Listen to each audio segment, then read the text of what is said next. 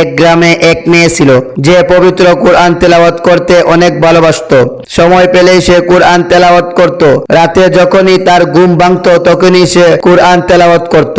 আর এভাবে সে অনেক দিন তেলাওয়াত করতে থাকে। হঠাৎ একদিন সে ইন্তেকাল করে। তখন ঘটে এক আশ্চর্য ঘটনা। মেয়েটির মা মেয়েটির রুম থেকে কান্নার আওয়াজ শুনতে পায়। মা তখন ভয় পায় এবং পরের দিন সকালে এই কান্নার বিষয়টা তার বাবাকে জানায়, কিন্তু তার বাবা বিশ্বাস করেনি। পরের দিন একই ঘটনা, সেই কান্নার আওয়াজ শুনতে পায়। তখন তিনি মেয়েটির বাবাকে ডাকে। মেয়েটির বাবাও সে আওয়াজ শুনে ভয় পেয়ে যান। পরের দিন সকালে এই ঘটনা মসজিদের ইমাম সাহেবকে বলা হয়। ইমাম সাহেব এই ঘটনা যাচাই করার জন্য মেয়েটির বাসায় এক রাত থাকেন। রাত গভীর হতেই তিনি কান্নার আওয়াজ শুনতে পান। মনে হচ্ছিল অনেকজন মিলে একসাথে কান্না করছে। ইমাম সাহেবও কেঁদে ফেললেন এবং বললেন, এটা ফেরেশতাদের কান্নার আওয়াজ। আপনাদের মেয়ে প্রতিদিন এই সময় কুরআন তেলাওয়াত করত আর ফেরেশতারা তা শুনতে আসতো। মেয়েটি ইন্তেকাল করায় তারা আর তেলাওয়াত শুনতে না পেরে কান্না করছে।